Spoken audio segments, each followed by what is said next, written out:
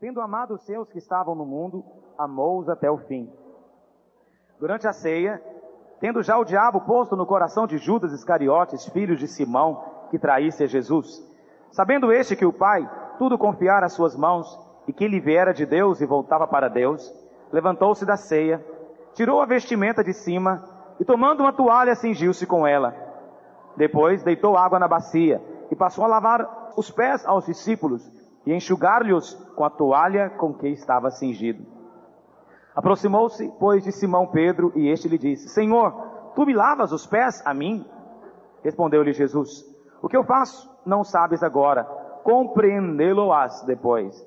Disse-lhe Pedro: Nunca me lavarás os pés. Respondeu-lhe Jesus: Se eu não te lavar, não tens parte comigo.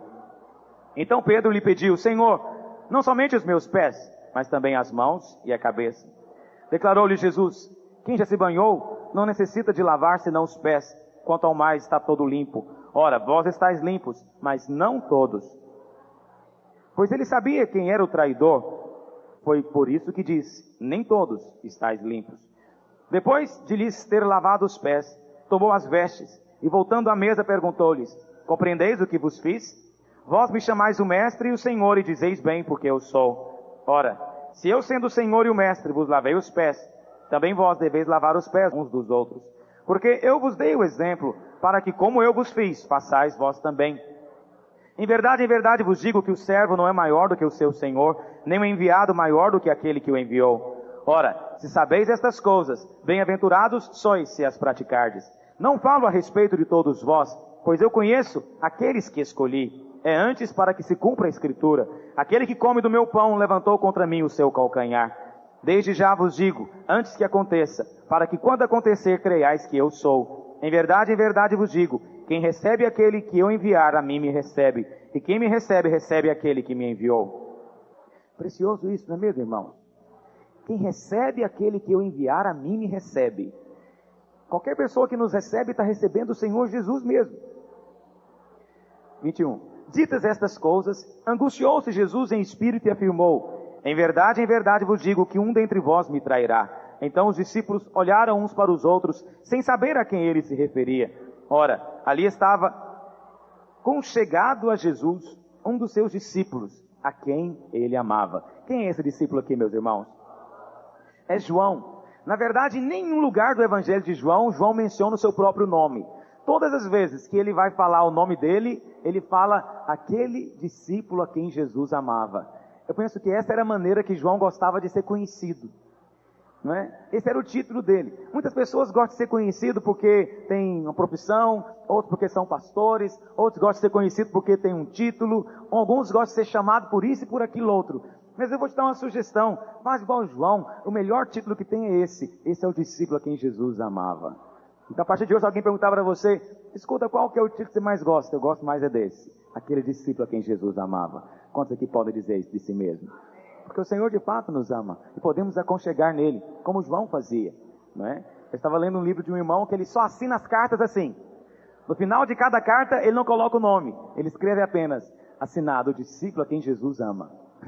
O discípulo a quem Jesus ama. Isso é muito precioso, porque precisamos constantemente ser reafirmados no amor de Deus, nos lembrar que somos amados por Deus, que não somos alguém isolado, perdido, esquecido no tempo e no espaço. Não, nós temos um Deus que é vivo, que é pessoa, que é presente. Acima de tudo, esse Deus nos ama. Eu sei que falar isso parece um lugar tão comum. E quantos de nós não sabemos disso? Qualquer criancinha é capaz de cantar isso, não é? Deus gosta muito de você. Tinha um corinho que cantava quando eu me converti: Deus gosta de você. Toda criança sabe que Deus nos ama, mas você perceber esse amor todos os dias no seu coração, que faz você transbordar da plenitude de Deus. É você perceber a cada dia que você é amado, que alguém gosta, que alguém ama, alguém se preocupa, alguém liga, alguém se importa, e esse alguém é o nosso Deus. Quantos sentem amados por Deus nessa manhã? Verso 24. A esse fez Simão Pedro sinal, dizendo-lhe: pergunta a quem ele se refere. Eu fico pensando também como é que era essa questão de ficar deitado no peito de Jesus. Eu gosto de ler a Bíblia visualizando. Se os irmãos leem a Bíblia sem procurar enxergar o que está lendo, os irmãos são muito pobres para ler a Bíblia.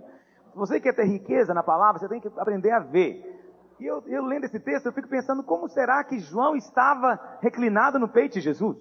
Porque eram todos homens adultos, maduros. Aqui não tem nenhuma adolescente, nenhuma criança, não é? De onde poderia se esperar um comportamento desse? Aqui tem homens barbados, pais de família, e de repente tem um deitado no peito do outro. Isso não assusta você? Isso nos fala de como era próximo o relacionamento de Jesus, pelo menos com esse discípulo. Mas com certeza, como Jesus não faz acepção de pessoas, como era próximo o relacionamento dele com todos os discípulos, ao ponto de se ter liberdade de, durante a ceia, deitar no peito de Jesus. Eu nem sei como é possível deitar no peito. Deitar no ombro é mais fácil, né? Deitar no ombro. Mas o texto fala que era no peito. Ele encostou-se no peito de Jesus. Isso nos mostra que Jesus estava meio de lado, né? Ele veio e recostou aqui no peito do Senhor. Tem uma posição mais agradável do que essa? Mais reconfortante do que essa? Que santo privilégio. Entretanto, nós temos o mesmo privilégio hoje de descansar nos braços do Senhor e recostar também no seu peito. Mas isso é para aqueles que amam o Senhor. Se você ama o Senhor, esse é um lugar reservado para você. Amém? Nós vamos continuar. Verso 26. Respondeu Jesus: é aquele a quem eu der o pedaço de pão molhado. Tomou, pois, um pedaço de pão e, tendo-o molhado, deu a Judas, filho de Simão Iscariotes. E após o bocado, imediatamente entrou nele Satanás. Então disse Jesus: o que pretendes fazer, faze-o depressa. Nenhum, porém, dos que estavam à mesa percebeu a que fim lhe dissera isso. Pois como Judas era quem trazia a bolsa, pensaram alguns que Jesus lhe dissera: compra o que precisamos para a festa, ou lhe ordenara que desse alguma coisa aos pobres. Ele, tendo recebido o bocado, saiu logo, e era noite. Quando ele saiu, disse Jesus: agora foi glorificado o Filho do Homem, e Deus foi glorificado nele. Se Deus foi glorificado nele, também Deus o glorificará nele mesmo, e glorificá-lo-á imediatamente. Filhinhos, ainda por um pouco estou convosco, buscar-me-eis.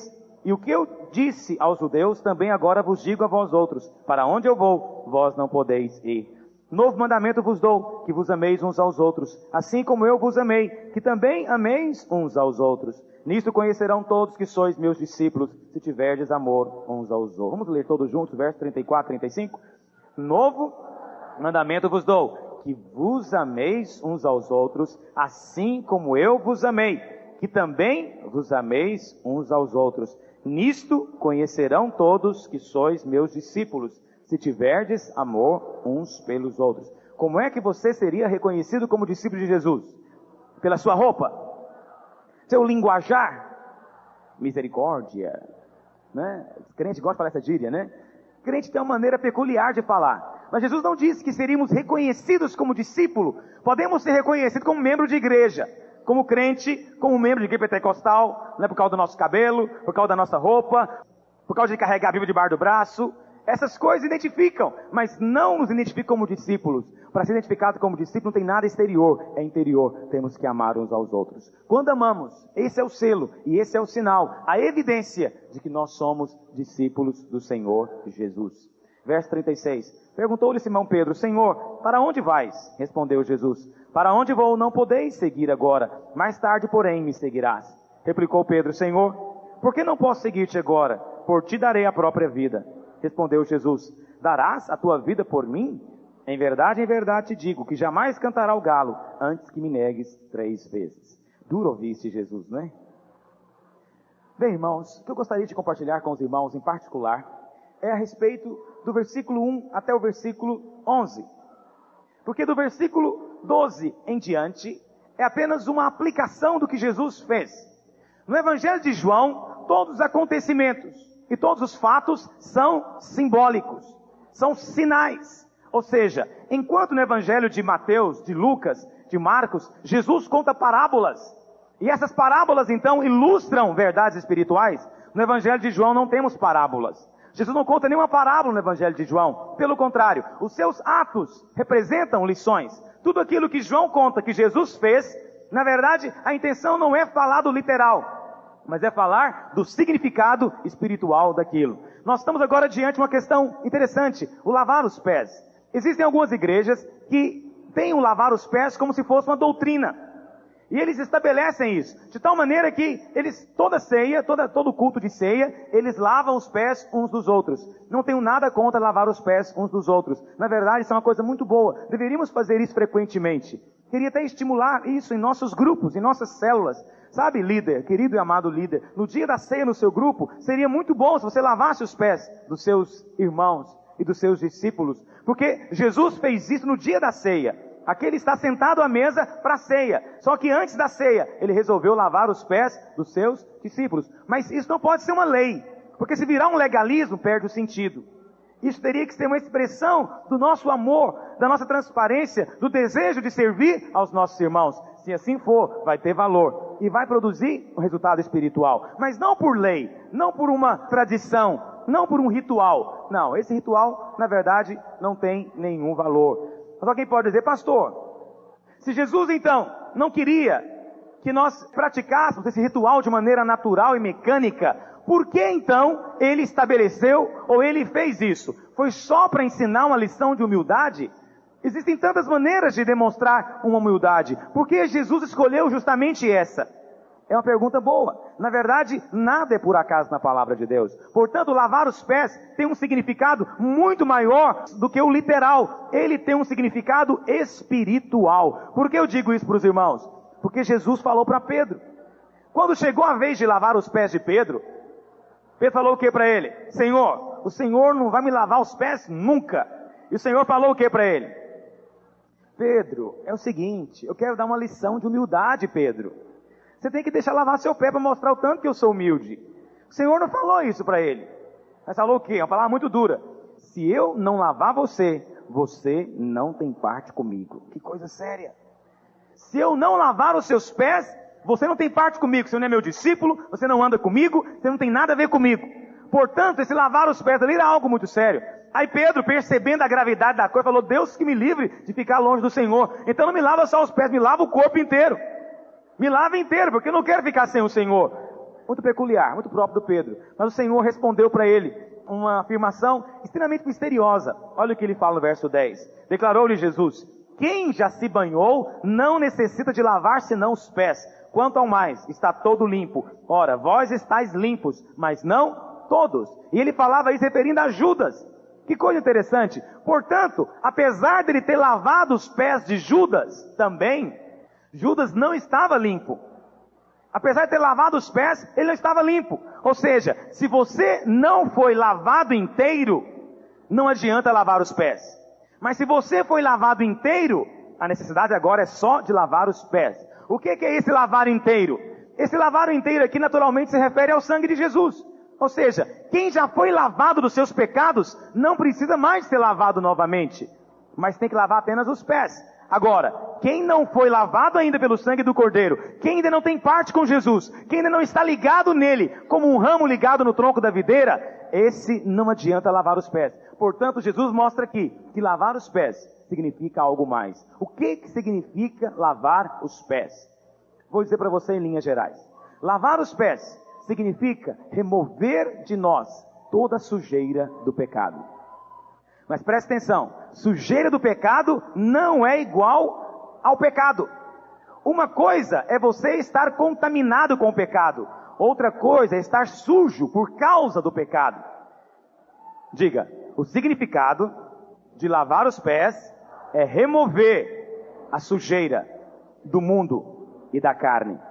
O que significa isso, meus irmãos? Lavar os pés nada mais é do que remover aquelas sujeiras que vão grudando no nosso pé. E essas sujeiras não são necessariamente pecados que eu cometi, mas é porque nós estamos no mundo, e o mundo é um lugar sujo.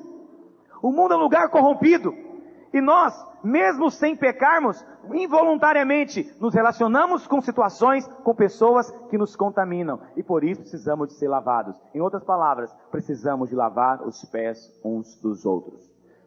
Bom, dito o sentido geral, deixa eu agora explicar o que é na prática tudo isso, em detalhes. Primeira coisa, do versículo 1 até o versículo 4, nós temos as condições para se lavar os pés. Para você lavar os pés do seu irmão, há condições para isso. E é importante entender isso. Enquanto o sangue de Jesus, somente o sangue lava os nossos pecados, ou seja, É Deus quem nos purifica de todo o pecado. Mas lavar os pés é algo que nós fazemos uns com os outros. Não é algo que Deus vai fazer. É algo que nós fazemos.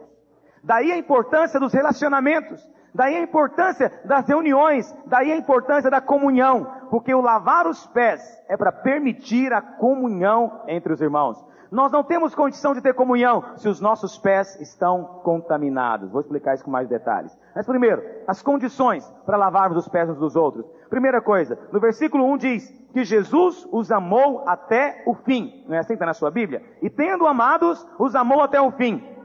Amar até o fim significa que ele amou ao extremo. Essa palavra até o fim no original significa também o limite máximo. Ou seja, tendo-os amado, Jesus amou o máximo que era possível alguém amar. Esse é o tipo de amor que Jesus amou. Ele amou até o fim, até as últimas consequências. Ele amou até o máximo. E tendo dito isso, o que ele fala? Um novo mandamento vos dou.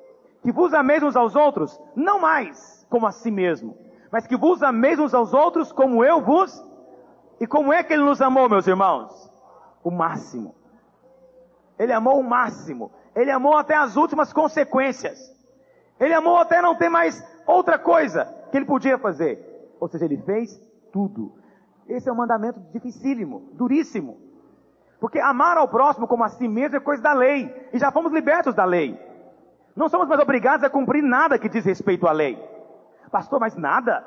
Nem não matar? Nem não roubar? Nem não prostituir? Nada. Não somos obrigados a cumprir mais nada da lei. Hoje cumprimos algo muito maior. Cumprimos a lei do Filho de Deus. A lei do Espírito da vida. E essa lei do Espírito da vida no nosso coração é muito superior à lei escrita em tábuas de pedra. Por quê, meus irmãos? Porque se a lei dizia, amarás o teu próximo como a você mesmo, e tem gente que nem se ama tanto assim, não é verdade? Tem gente que nem se gosta tanto assim. Portanto, para alguns nem é tão difícil assim amar o próximo como a si mesmo. Porque tem gente que na verdade se trata tão mal, nem se cuida tanto assim. Agora, amar ao irmão como Jesus amou é algo inteiramente diferente. Porque Jesus amou o nosso irmão ao ponto de se entregar por ele, ao ponto de morrer por ele. Portanto, é algo muito superior àquilo que a própria lei de Moisés dizia. E a primeira condição é essa. Você quer lavar os pés do seu irmão, você tem que amar o seu irmão. Você tem que ter uma atitude de amor para com ele. De olhar para ele e sentir que você tem um compromisso com ele. Você está aliançado com ele. Se vamos lavar os pés dos irmãos, precisamos de ter um relacionamento real, prático, de amor. Segunda coisa, a Bíblia fala que Jesus se despiu. Não é assim que diz a sua Bíblia? Verso 4. Levantou-se da ceia, tirou a vestimenta de cima e cingiu-se com uma toalha. Então, primeira coisa, temos que amar o nosso irmão. Segunda coisa que Jesus fez, ele se despiu da sua roupa. Deixa eu dizer algo para você, não é que ele ficou nu, é que ele tinha uma roupa, uma túnica que ele usava, e tinha uma roupa de baixo. É como se fosse ficar de calção. É como se dissesse assim, Jesus ficou só de calção, só de bermuda. Ele tirou a roupa que era usada para a festa, porque eles estão numa festa aqui.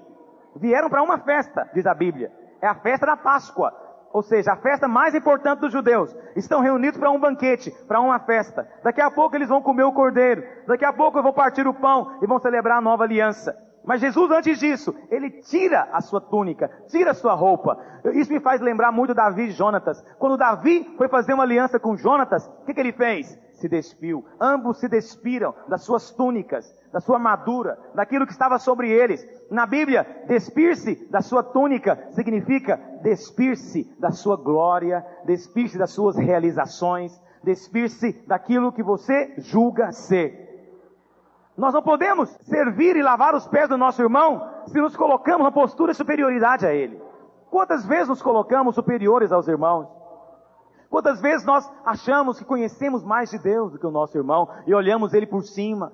Quantas vezes nós achamos que compreendemos, temos mais revelação na palavra do que o nosso irmão e por isso nos julgamos superiores a ele? Com essa atitude não podemos lavar os pés. Para lavar os pés, eu tenho que me fazer igual ao meu irmão. Então o primeiro significado de tirar a túnica é isso, me faça igual a ele.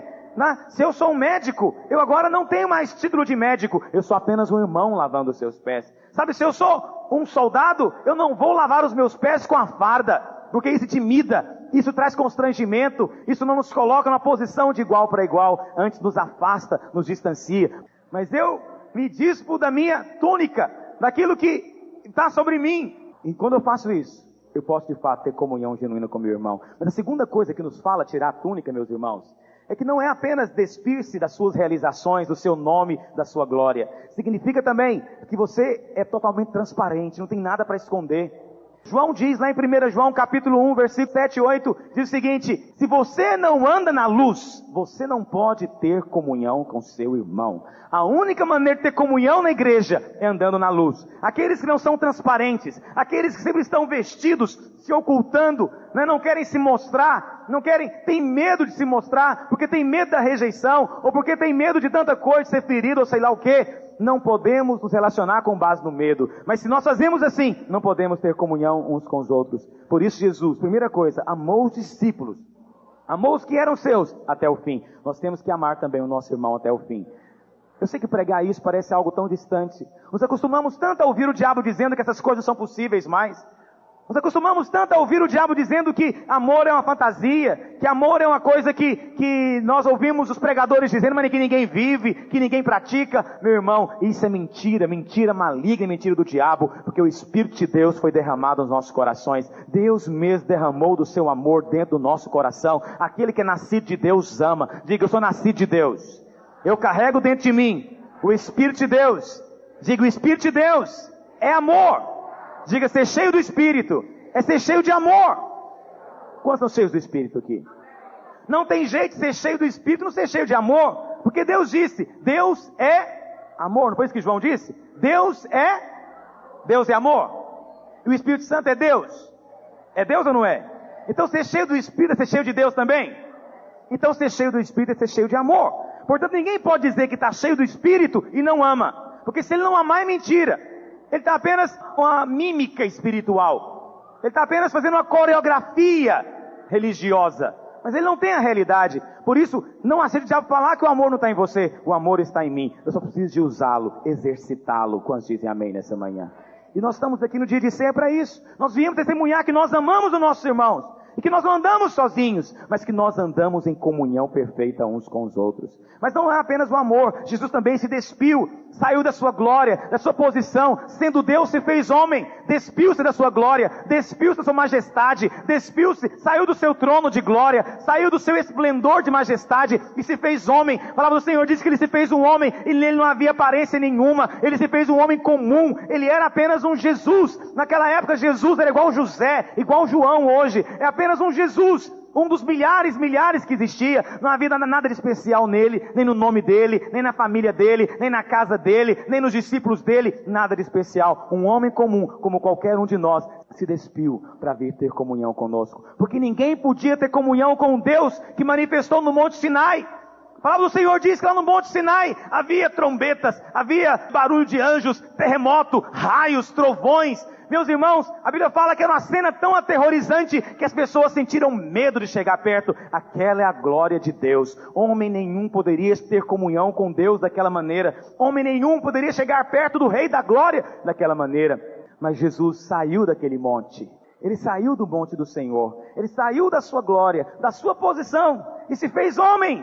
Despiu-se de si mesmo e se fez alguém igual a nós. Não havia trombeta, não havia terremoto, não havia trovão, nem havia raio. Não havia ameaça nenhuma agora para chegar perto dele. É por isso que só por Jesus podemos subir ao monte do Senhor. O salmista pergunta, quem subirá ao monte do Senhor? Quem subirá ao monte do Senhor? No Salmo 24, 25. Realmente não tem jeito de subir no monte do Senhor. É impossível ao homem subir no monte do Senhor. Mas Deus desceu do monte e veio ter comunhão conosco aqui. E agora Ele nos leva de volta em segurança. Aleluia. O monte não mudou. O monte continua o mesmo. A glória de Deus ainda é a mesma. Terrível, magnífica e assustadora. Nós não precisamos mais de ter medo dela, porque Jesus se despiu da sua glória. Se mostrou frágil, se mostrou fraco, para que ninguém tivesse receio de encostar no peito dele, para que ninguém tivesse constrangimento de perguntar-lhe qualquer coisa, de dizer-lhe qualquer coisa.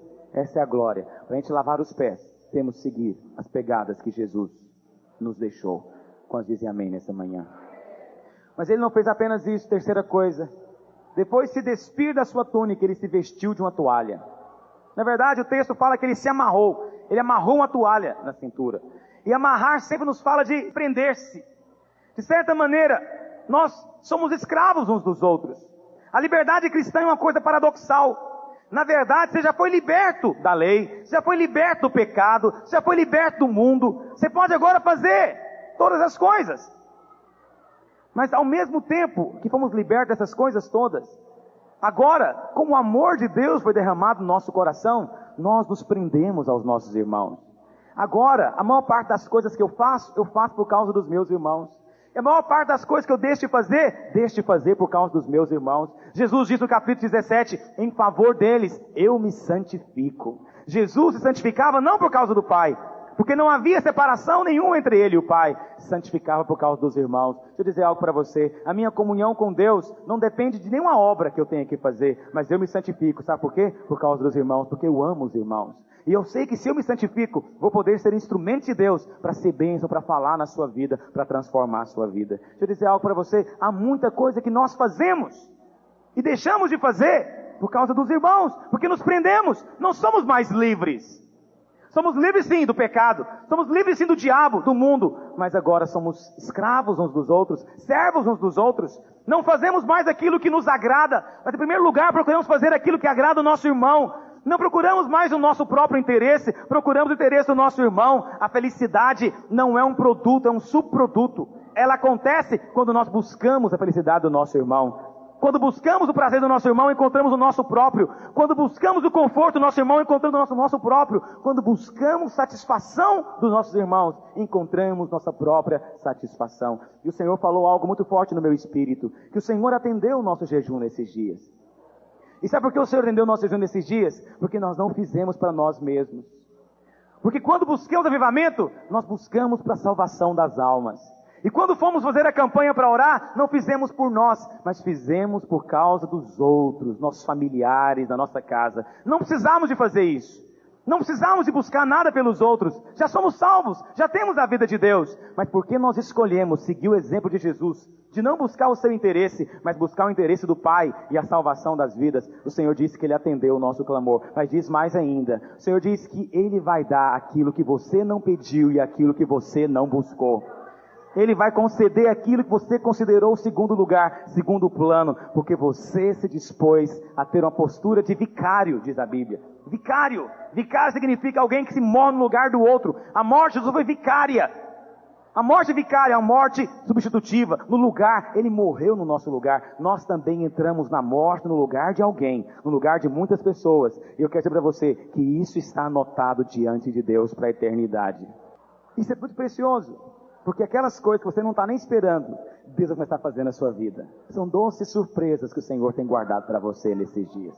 Aquelas coisas que você não está nem esperando, o Senhor vai fazer questão de dar para você.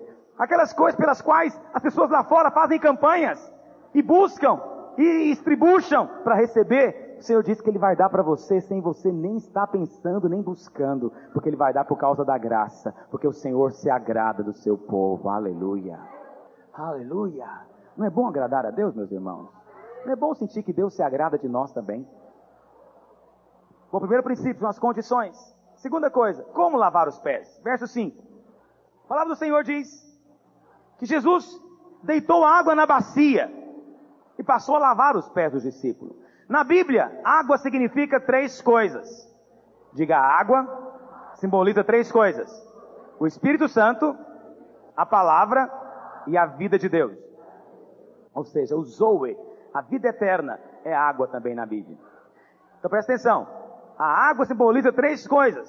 O Espírito Santo, a palavra viva e a vida eterna. Agora vamos ler isso na Bíblia? Vamos ler primeiro João capítulo 15, versículo 3, que é só virar a página. Vós já estáis o quê? Limpos, lavados, através do quê? Da palavra. Diga, a palavra de Deus é a água que me lava. Vai lá para Efésios, capítulo 5, verso 26. Efésios 5, 26. Olha o que diz. Vamos ler juntos? Para que a santificasse, tendo-a purificado por meio da lavagem de água pela...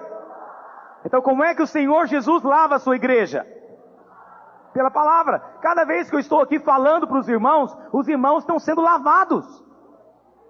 De certa maneira, todas as vezes que vamos à reunião, vamos para ser lavado. Estamos sendo purificados aqui. Muitas pessoas perguntam, pastor, por que eu tenho que ir em culto? Tem irmão que fica sem vir na igreja 2, 3 semanas, um mês, e acha normal. Meu irmão, você está todo cheio da crosta, da sujeira, porque está faltando água para lavar você.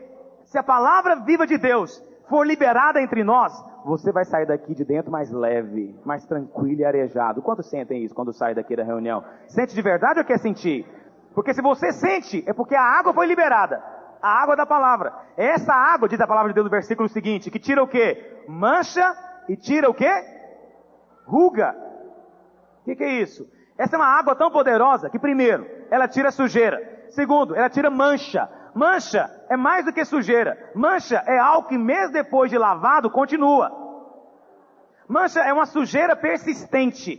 Mancha é uma sujeira insistente, que continua, mesmo depois de você ter tentado tirá-la.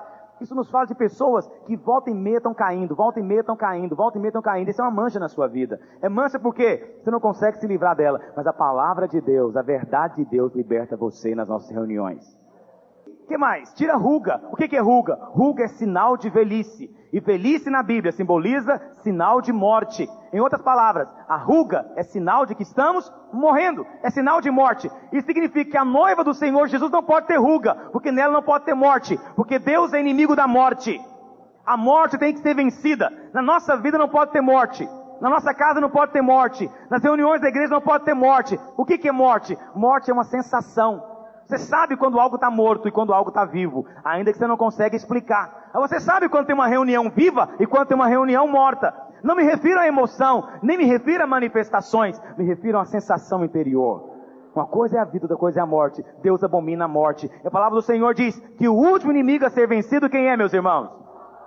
A morte será o último inimigo a ser vencido. Normalmente, o último inimigo é o pior. Por isso, pior do que o pecado, pior do que o diabo, é a morte. Deus abomina mais a morte do que qualquer outra coisa. Que a palavra do Senhor tira as rugas da morte. Mas a água não é apenas a palavra. A água também é a unção do Espírito. Tito, capítulo 3, verso 5.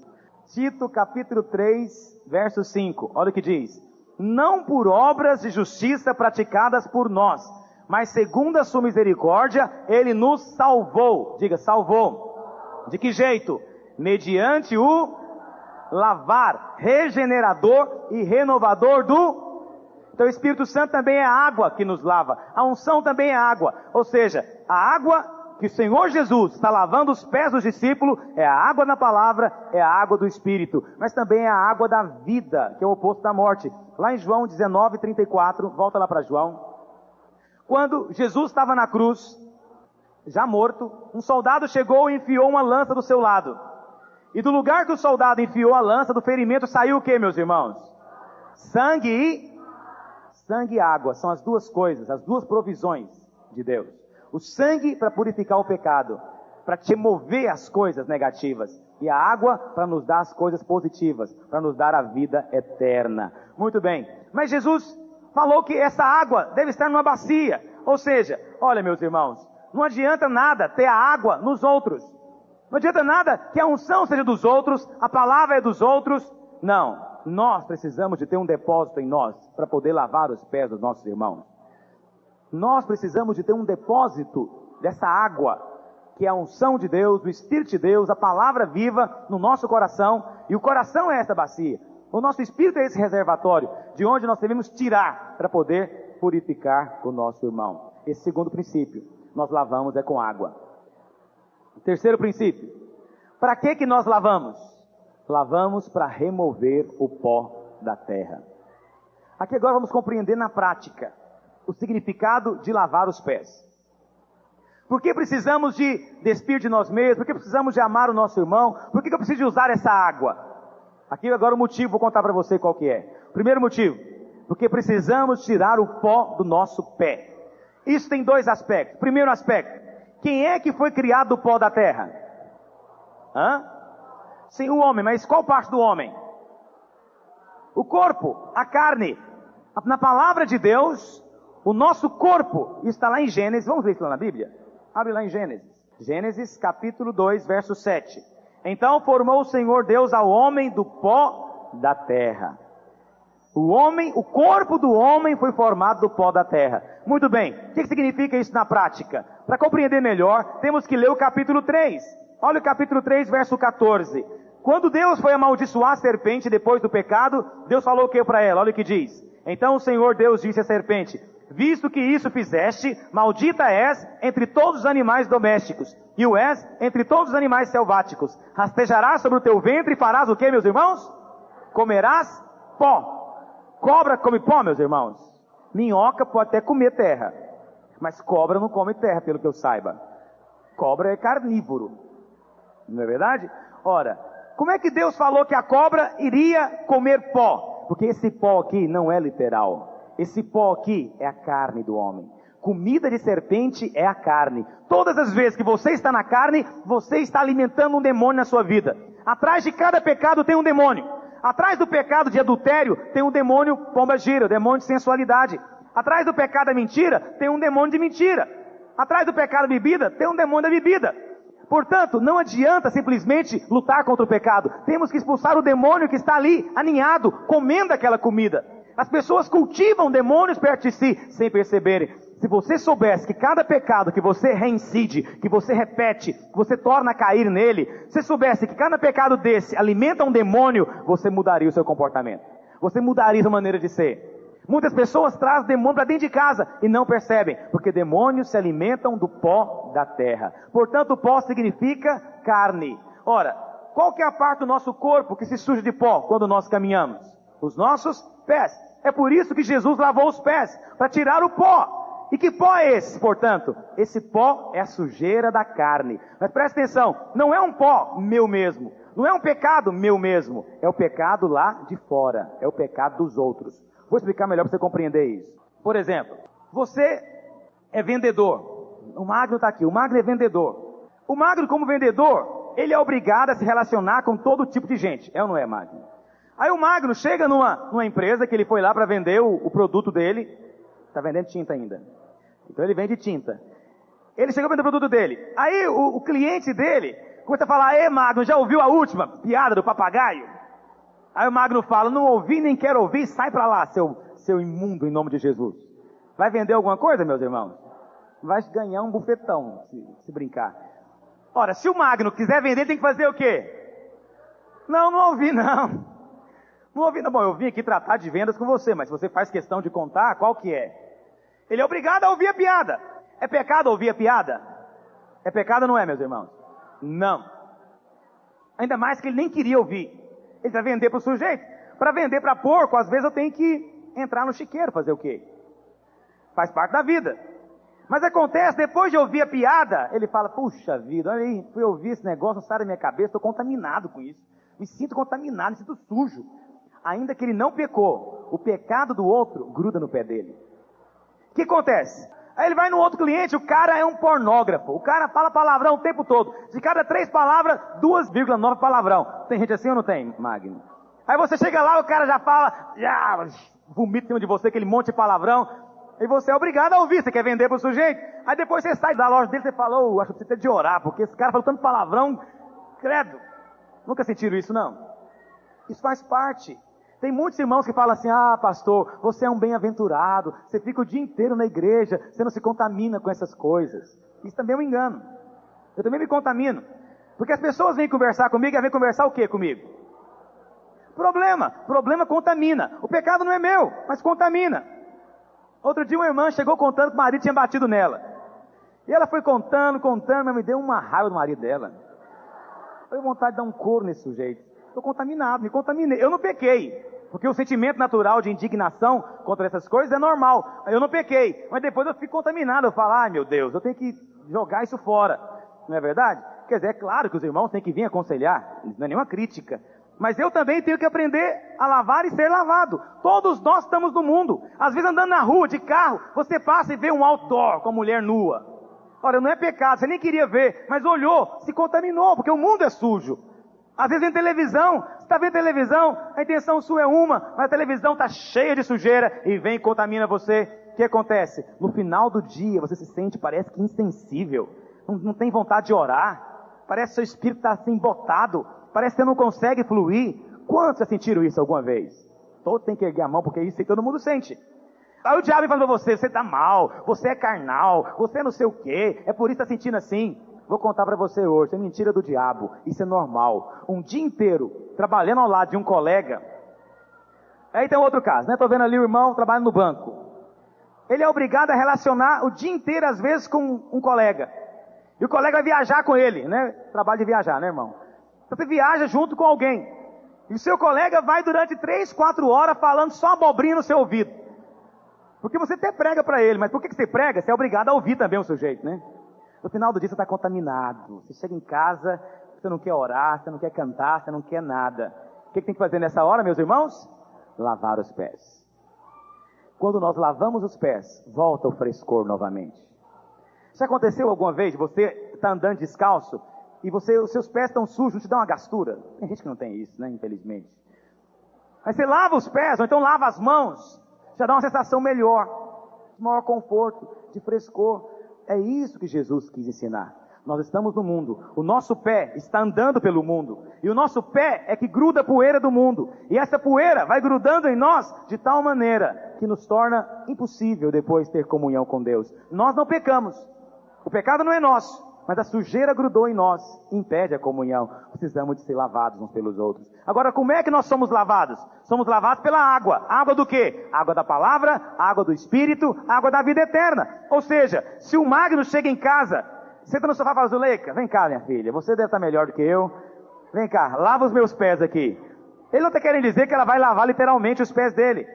Mas está falando o seguinte: fala alguma coisa para mim. Ora comigo, vamos orar aqui nós dois, vamos lavar os pés um do outro. Aí quando você começa um a orar pelo outro, um falar a palavra, você dizer: meu irmão, você foi separado por Deus, o Senhor ama você, a graça de Deus está sobre a sua vida, a unção do Espírito está dentro do seu espírito também, e vai agora remover todo tipo de sujeira. Só de você começar a falar isso, já há um liberar interior. Só de pegar a Bíblia e falar: tá bom, a gente não consegue orar, não, vamos então só confessar um versículo, e pega um versículo só. Nada pode separar-nos do amor de Deus. Aí eles confessam, repetem um para o outro, fala, está lavando os pés. Se nós fôssemos mais práticos uns com os outros, teríamos uma vida cristã muito mais abundante e fluente. Mas isso tem que ser aprendido. Quando chegamos na reunião, não podemos, aqui está o quarto princípio, nós não podemos ter comunhão uns com os outros com os pés sujos. Deixa eu contar para você. Você tem que visualizar a cena também. Naquela época, não existia mesa como nós temos hoje, com cadeira. Naquela época, era mais ou menos como até hoje é nos países orientais, no Japão, na Coreia. A mesa devia ter, o quê? Uns 20 centímetros só. Era quase que uma tábua no chão, né? Uns 20 centímetros só. E as pessoas sentavam ao redor da mesa, no chão. Ou seja, todas ficavam muito próximas dos pés. E os pés ficavam muito próximos ali, podia roçar na roupa do outro, passar na mão do outro. E naquela época, vai visualizando a cena. Não existia sapato, só existia essas sandálias de couro, tipo franciscana, já viu? Aquelas correias de couro. E não existia carro, e nem asfalto. As ruas eram poeirentas. Às vezes andavam distâncias longas naquela sandália de couro, aquilo roçando na poeira e no suor, na poeira e no suor. O pé ia virando aquela crosta. E já viram o couro, quando você sua no couro? Que cheiro que dá? É um chulé terrível. Então, veja bem, era de tremendo mau gosto, falta de educação, ir para um banquete sem lavar os pés antes de entrar. Por quê? Não dá para ter comunhão com chulé, meus irmãos. Eu sei que a aplicação parece meio coloquial, mas é isso que diz o literal. Ou seja, como é que eu vou ter comunhão uns com os outros, se na hora que nós sentarmos à mesa o cheiro é insuportável? A aparência do pé, aquela crosta, aquela unha cheia de terra por dentro. Você está ali sentado ali, porque você não pode esconder debaixo da mesa, né? Porque não tem como esconder. Então você está sentado com as pernas de lado, e o outro do lado também, e a comida perto do seu pé. Dá para ter comunhão, meus irmãos? Não dá, tem que fazer o que antes? Tem que lavar os pés. Se nós não lavarmos os pés no começo de cada reunião, como é que podemos ter comunhão? Tem irmão que chega pesado para a reunião. Ele chega pesado, mal-humorado, às vezes brigou com a esposa, ou às vezes alguém fechou ele no trânsito, ele xingou o sujeito no trânsito. Ele chega pesado na reunião. Outras vezes porque ele ficou o dia inteiro trabalhando, ou sei lá o quê. Ele chega pesado, contaminado os pés. Não é que ele está em pecado. Porque às vezes ficar nervoso com a esposa não é pecado, meus irmãos. É até misericórdia de Deus, né? Às vezes é difícil não ficar nervoso com a esposa. É ou não é, irmão? Amor, olha aí, você virou na rua errada. Ah, não, assim não dá. Parece que você não sabe o caminho. Você olha para o lado assim. Você quer dirigir? Então não é pecado você ficar momentaneamente indignado com a ingerência, né, da sua esposa no volante do carro. Mas contamina você. Nossa, você chega na reunião, tem que lavar. Alguém tem que me dar um banho nos pés, meus pés estão sujos. Aí você começa a orar com o irmão. Alguém fala, pastor, por que eu tenho que orar uns com os outros? Eu não gosto, eu morro de vergonha desse negócio. Ô, coisa chata. Eu gosto de chegar depois do louvor. Agora canta com seu irmão. Aí ele ficou cara de tacho cantando com o irmão, né? Nunca viu o sujeito. Ainda mais quando é aquele cara mais velho, né, Mauro? Bigodudo, 45 anos de idade, cantando pro outro. Quando te vejo triste. Não combina comigo. Não é isso? Não combina essa coisa tão romântica. Eu não sou desse jeito. Eu não volto nessa igreja mais. Aposto que a maioria pensou nisso. Pois agora eu vou contar para você porque a gente insiste tanto que você ore com seu irmão, você põe a mão sobre ele, sabe, que você ministra nele, fala algo para ele, porque está lavando os pés dele, ele vai ser liberado em nome de Jesus. Promete nunca mais ficar emburrado comigo? Olha para o seu vizinho, ele fecha o olho, vai para o terceiro céu. Meu Deus, que pânico é esse, orar com seu irmão? Que angústia tão terrível é essa, de olhar para ele? Que tem irmão que não olha de jeito nenhum, olha para o chão, olha na sobrancelha dele, mas no olho, never. Não é verdade? Não olha de jeito nenhum, não sei porquê. Mas o fato é o seguinte, nós estamos em casa, entre família, e precisamos lavar os pés uns dos outros. Não que está em você, ou com a palavra viva no seu coração? Se é com a palavra, fala algo para ele nessa hora. Diga algo da parte de Deus para ele. Enquanto os irmãos vêm aqui para frente do louvor, rapidamente. Fala para ele. Diz para ele. Aleluia. Ô irmãos, é bom demais estar em família. É bom demais estar com os irmãos aqui. Como diz o goiano, é bom demais dar conta. Agora ora com ele. Agora lava com a água da unção agora. Põe a mão sobre ele. Fala que toda indiferença, insensibilidade, toda crosta que está grudando nele vai ser removida em nome de Jesus. É removida em nome de Jesus. Oh, glória a Deus, aleluia. Oxalabalacatandala xelerei ocodroboioxeiata nalamais. Ora com seu irmão.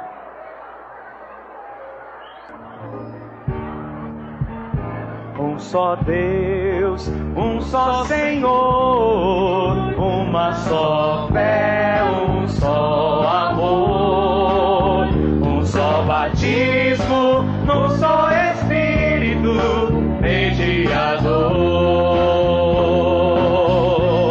Um povo justificado pelo sangue do Salvador, um caminho que nos conduz para o reino de Jesus, para o reino. Mais uma vez, um só Deus, um só Senhor, aleluia.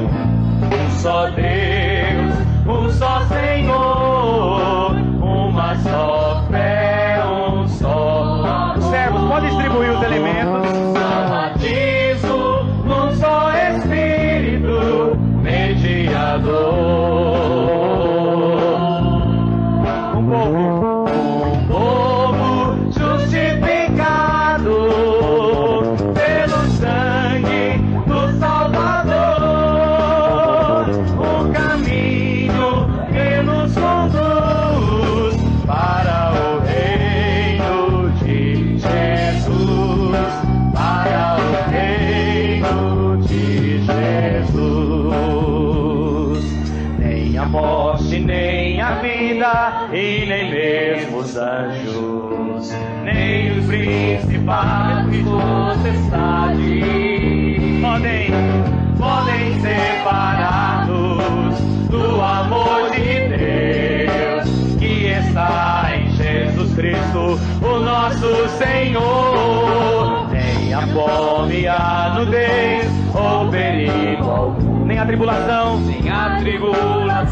ou a angústia podem separar-nos do amor, podem separar-nos do amor de Deus que está em Jesus Cristo, o nosso Senhor. Povo escolhido, geração eleita, pra se assentar nas regiões celestiais.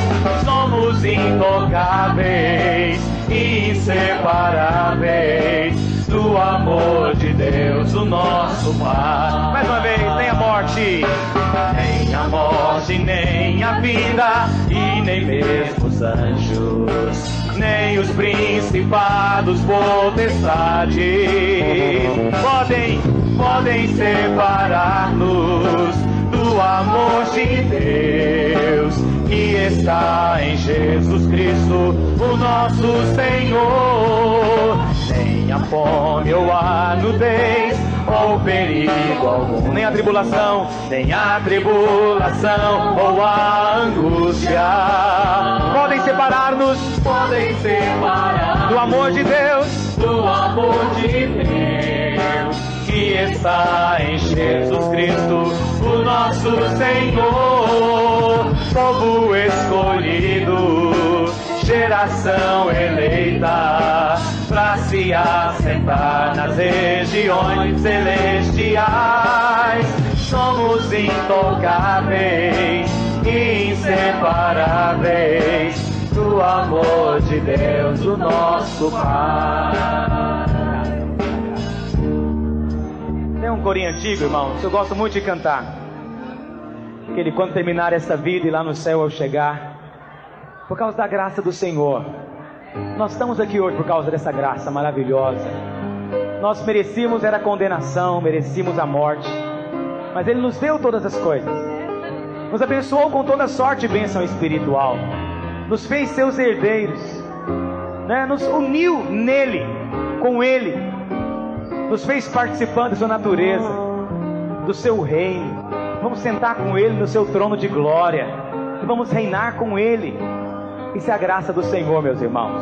E nós nem podemos obedecê-lo na nossa força. Precisamos da sua graça a cada dia, nos suprindo. Amém?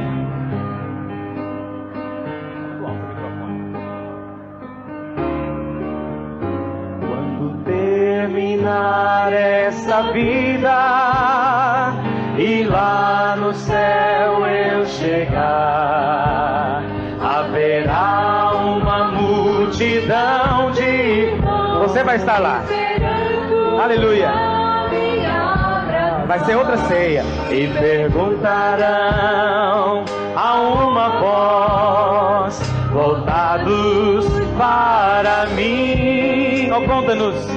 Oh, conta-nos como você, irmão, venceu e chegou aqui. Mais uma vez, quando terminar essa vida e lá no céu eu chegar, haverá uma multidão de irmãos esperando pra me abraçar, e perguntarão a uma voz, voltados para mim. Oh, conta-nos como você, irmão, venceu e chegou aqui. Bem forte! E falarei e cantarei de Jesus que me amou e que por este pecador a si mesmo se entregou. E falarei bem forte, e cantarei de Jesus que me amou e que por este pecador a si mesmo se entregou. Essa é a canção. Foi graça, graça, super superabundante graça. Graça, graça, preciosa e doce graça.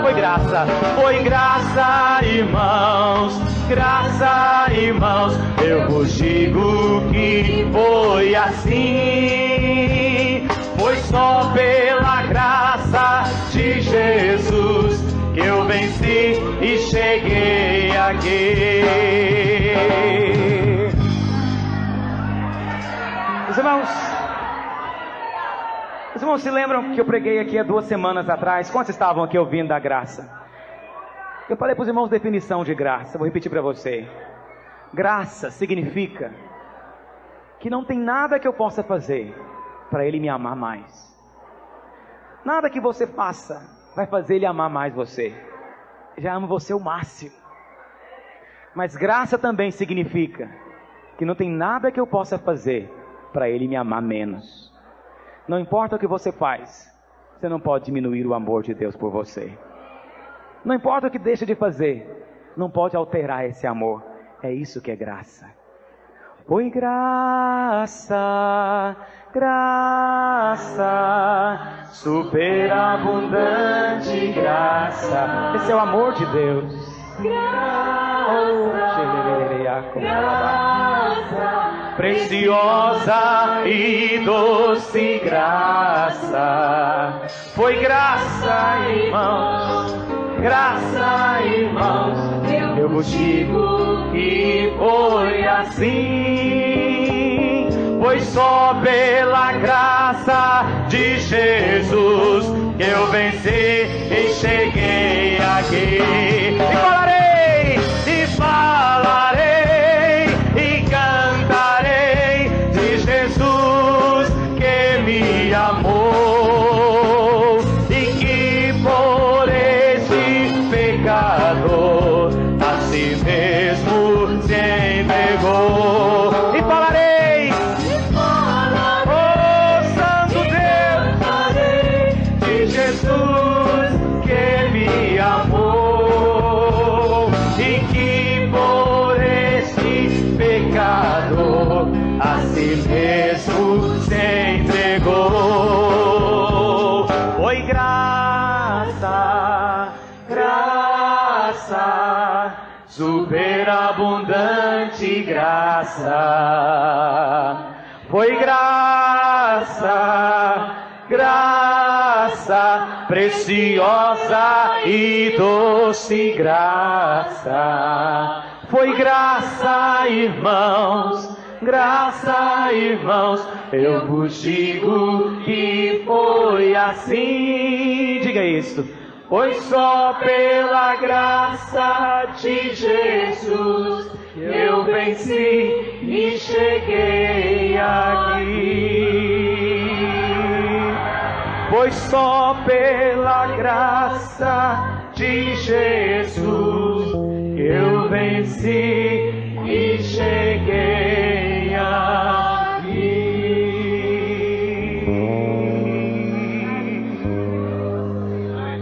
Oh, doce Espírito Santo de Deus. Oh, Deus de amor.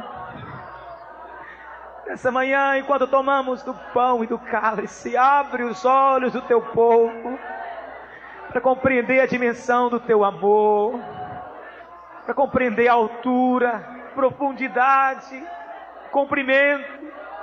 Deus, queremos compreender as dimensões do teu amor e ser tomados da plenitude de Deus. Ó Espírito Santo, eu clamo ao Senhor nessa manhã. A nós interessa conhecer desta graça maravilhosa. Deus, queremos cantar esta graça, queremos contar desta graça para as pessoas.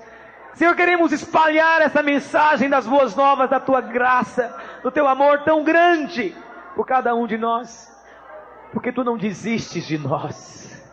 Tua mão nos sustenta e nos segura. Jamais nos abandona e nem nos deixa. Tu nos cercas por trás e por diante. Na verdade, habitas dentro de nós. Não podemos ocultar do teu amor nem da tua presença, Senhor. Se subíssemos ao céu, o Senhor estaria lá. Se descêssemos, Senhor, no mais profundo abismo, ainda lá o Senhor estaria conosco. Porque a tua destra nos sustenta, a tua mão nos preserva. Ó Deus, ensina-nos a compreender a dimensão do amor manifesta no sangue do Cordeiro. O Cordeiro que tirou o nosso pecado. Fomos justificados, Senhor. Diante de Ti é como se não tivéssemos pecado algum. Ó Deus, apresentamos nessa manhã como um povo remido e justificado. Ó Deus, aos Teus olhos nós jamais pecamos. Aos Teus olhos jamais pecamos. Nem podemos dizer mais somos pecadores, porque somos Teus filhos. Oh, bendita graça. Oh, bendito amor. Nós queremos nos envolver em Ti nessa manhã. Nós queremos, Senhor, ser envolvidos pelo Teu amor nessa manhã. Nos braços do Senhor. Nos braços do Pai. Oh, bendito é o Senhor. Santo. Peça ao Senhor nessa manhã que abra os seus olhos. Que você não coma um pedaço de pão e beba um pouquinho de vinho nessa manhã, mas que você possa beber da vida de Deus, comer desta vida, ser nessa hora nutrido do seu poder. Não uma mera cerimônia vazia de significado, não.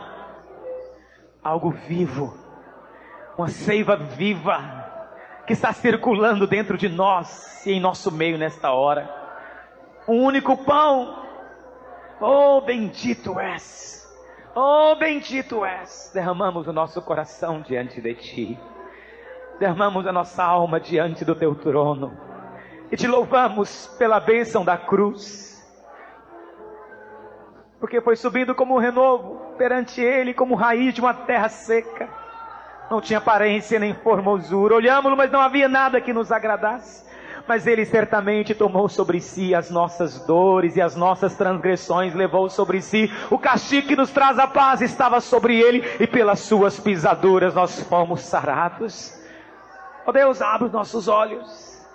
Queremos pregar, ó Deus, o Evangelho da cruz, onde o Senhor manifestou o Teu amor. Oh, bendito Deus, porque desceste da Tua glória, desceste do monte, revestido de poder e majestade, te fizeste homem como nós. Provaste a tentação, mas sem pecado. Sofreste as nossas aflições. E por isso hoje pode nos compreender. Tu és o nosso advogado. Oh, pão da vida, queremos comer de Ti nesta hora. Oh, água da vida. Oh, vinho multiplicado, superabundante. Queremos nos embriagar de Ti nesta hora. E desfrutar dessa nova aliança, dessa vida que é residente, que é permanente e que jamais pode nos deixar. Aleluia, aleluia. Erga o seu cálice para cima, de olhos fechados. Diga nesta hora, ao tomar este cálice, eu estou declarando que fui justificado e purificado e perdoado.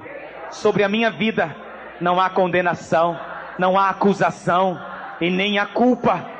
Diga, diante de Deus fui feito santo, e diante de Deus eu nunca pequei, e eu posso entrar em ousadia no Santo dos Santos por este sangue.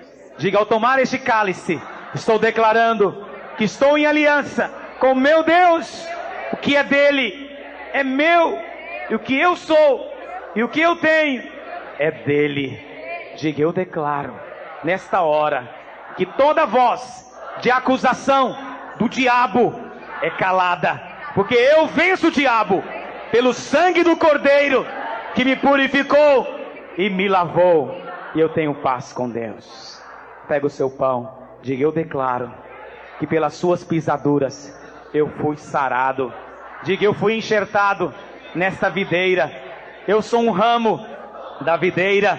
Diga, eu sou parte de um único pão, uma única igreja, que tem um só Senhor, uma só fé, um só Espírito, um só batismo. Diga, nesta hora, eu declaro que estou unido com todos os santos, de todas as épocas, de todo o mundo, num só corpo, a noiva do Cordeiro.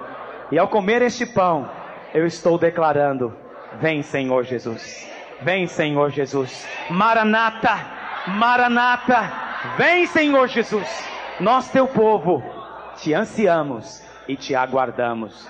Diga, ao comer este pão, eu declaro que sou curado das minhas enfermidades, em o nome do Senhor Jesus. Se você quiser lavar os pés do seu irmão, ou ter uma comunhão com ele enquanto você parte o pão, faça isso nessa hora. Vamos cantar aquele cântico nos braços do meu Pai. Você não precisa de cantar, nós cantamos e você...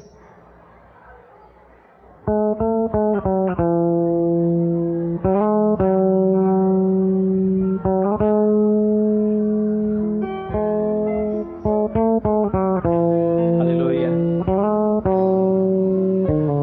Não há lugar melhor com tamanha paz, paz igual eu nunca encontrei jamais. É o lugar do meu prazer, onde todo medo se vai. É o lugar do meu descanso, nos braços do meu Pai. Nos braços, aleluia. Os braços do meu Pai são os braços de Jesus. São os braços de Jesus. Quando foram estendidos, eu fui recebido. Lá na cruz, lá na cruz, nos braços do meu Pai, nos braços do meu Pai. Outrora eu era triste, outrora eu era triste, sem lugar pra onde ir, mas o Pai com seus braços de amor restaurou-me o sorriso. Restaurou-me o sorriso, deu-me parte em sua herança, este 30 filhos de pão. Pois tinha um lugar no meu coração. No seu coração, Pega as suas mãos. Os braços é onde nós estamos. meu Pai, São os braços de Jesus. São os braços de Jesus. Quando foram estendidos, quando foram estendidos, eu fui recebido lá na cruz. eu fui recebido. Lá na cruz, lá na cruz, nos braços do meu Pai. Nos braços do meu Pai. Irmãos, alguém nessa manhã gostaria de receber oração? Você está enfermo, está com um problema, tem tido aflição no seu coração, você gostaria que os pastores orassem por você? Sai do seu lugar, vem aqui para frente. Os pastores vão estar orando por você, discipuladores vão estar orando por você. Se você quer confessar o Senhor Jesus como seu Salvador nessa manhã, você não teve essa oportunidade ainda, sai do seu lugar também, vem aqui para frente. Nós queremos orar por você, declarar e decretar a bênção do Senhor na sua vida. Venha rápido, os pastores todos aqui à frente. Vamos ministrar na vida desses irmãos a bênção, a cura, a libertação. Cada vez que nos reunimos, precisamos de sentir o toque. Nos reunimos, precisamos de sentir o toque. Nos reunimos, precisamos de sentir o toque. Nos reunimos, precisamos de sentir o toque. Nos reunimos, precisamos de sentir o toque. Nos reunimos, precisamos de sentir o toque. Nos reunimos, precisamos de sentir o toque. Nos reunimos, precisamos de sentir o toque.